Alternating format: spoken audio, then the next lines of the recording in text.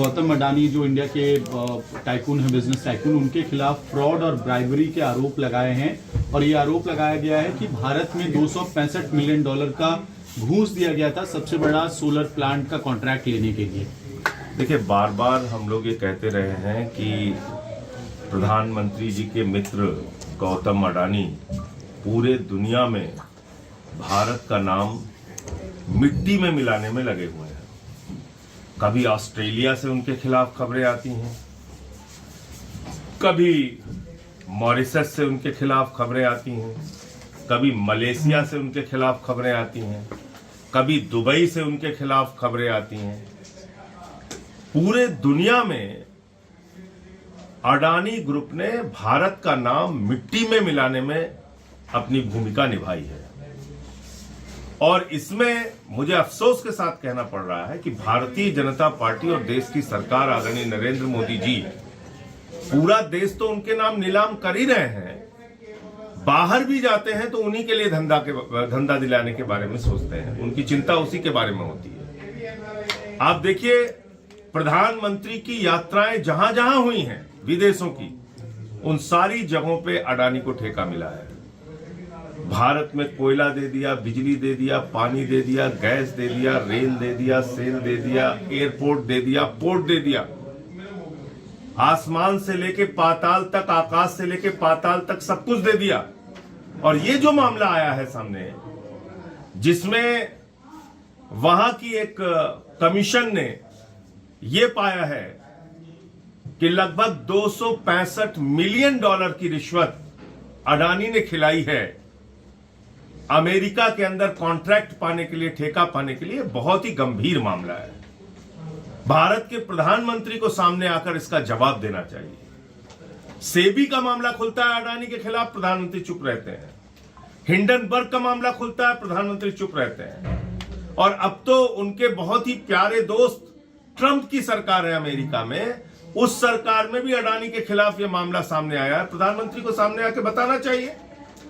आपने एक ऐसी कंपनी को प्रमोट किया, एक ऐसी कंपनी को बढ़ावा दिया जो पूरी दुनिया में भारत का नाम मिट्टी में मिला रहा है। तो मैं समझता हूं कि अडानी के खिलाफ जितने भी मामले अब तक के पेंडिंग हैं, सबकी जांच सुप्रीम कोर्ट की मॉनिटरिंग में एक जांच एजेंसी के द्वारा कराई जानी चाहिए। और जो भी भ्रष्टाचार उन्होंने कर रखा है देश के अंदर और देश के बाहर, उसका सच देश के सामने आना चाहिए और उनके खिलाफ कार्रवाई होनी चाहिए। क्या इसके जेपीसी या पार्लियामेंट की भी किसी कमेटी की आप लोग मांग करने वाले हैं विपक्ष? अब वो हम लोग विपक्ष के लोग जब अभी पार्लियामेंट शुरू हो रहा है उस पर बैठक करके आगे की रणनीति तय करेंगे। लेकिन ये जरूर है कि अब ये साबित हो गया कि प्रधानमंत्री इंडिया के लिए नहीं, अडानी के लिए काम करते हैं, देश में हो या देश के बाहर। बैठक है आम आदमी पार्टी की, कहा जा रहा है कि टिकट पहली सूची आ जा सकती है। आज अभी चर्चा विचार विमर्श होगा और उसके बाद जो फैसला होगा आपको बताया जाएगा। क्या आप लोग उस पर क्या मतलब रणनीति रहेगी टिकट वितरण को लेकर के? क्योंकि बहुत सारे लोग पार्टी, देखिए, आज की पॉलिटिकल अफेयर्स कमेटी में जो भी चर्चा होगी उसकी आधिकारिक सूचना मीटिंग खत्म होने के बाद आप लोगों को दी जाएगी। मीटिंग की बातें पहले से ही सार्वजनिक करना वो ठीक नहीं। कल जो एग्जिट पोल है महाराष्ट्र और झारखंड को लेकर, उस पर कैसे देखते हैं?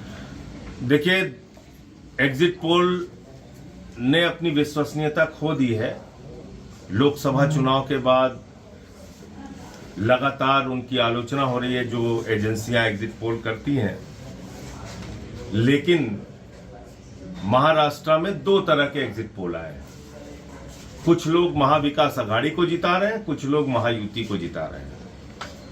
मुझे ऐसा लगता है कि महाविकास आघाड़ी महाराष्ट्र के अंदर सरकार बनाएगी, चुनाव वहां पे जीतेगी। और जो एक मैंने प्रचार में जाके वहां देखा था कि गद्दारों को माफी नहीं, तो वहां की जनता भारतीय जनता पार्टी को, शिंदे को और अजीत पवार को महाराष्ट्र की जनता के साथ धोखा देने वाला और महाराष्ट्र के साथ गद्दारी करने वाला एक दल मानता है।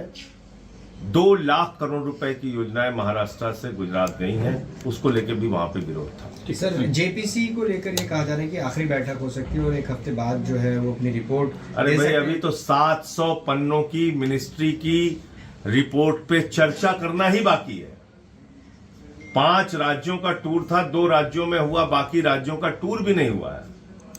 तो ये चर्चा कहां से अपने आप चलाई जाती है? और अगर अमित शाह जी और कानून मंत्री रैलियों में जेपीसी के बारे में बयान दे रहे हैं, रिपोर्ट आए बगैर कह रहे हैं कि हम तो बिल पास करेंगे ही करेंगे, तो ये तो अपने आप। और वैसे मैं आपको बता दूं, भारतीय जनता पार्टी बहुत ही होशियार और शातिर पार्टी है। वो इस वक्फ बिल के मुद्दे को जिंदा रखना चाहेंगे, क्योंकि उनको मालूम है कि मंदिर बना दिया तो उसके बाद तो वोट मिला नहीं उनको। तो इस वक्फ बिल के मुद्दे को ही वो जिंदा रखना चाहेंगे।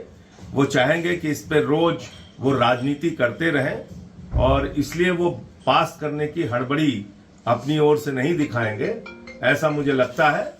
बाकी राजनीतिक रूप से बयानबाजी, मीडिया में बोलना, टीवी चैनल्स पे बोलना और रैलियों में बोलना, वो अलग बात है। आखिरी सवाल मीरापुर को लेकर सर, मीरापुर कुंदरकी में जो यूपी बाइपॉल में जो तस्वीरें सामने आई, कल मैंने उस मामले में ट्वीट भी किया था। लोकतंत्र की जिस प्रकार की तस्वीर कल आई है वो बहुत ही भयावह है। अगर चुनाव आयोग कोमा की स्टेज में रहेगा, दरोगा रिवाल्वर तान के मतदाताओं को वोट करने से रोकेगा, तो फिर तो इस देश में तानाशाही आ चुकी है। डेमोक्रेसी कहां है? हम वोट ही नहीं डाल सकते क्योंकि दरोगा खड़ा है रिवाल्वर लेके, वो कनपट्टी में गोली मार देगा।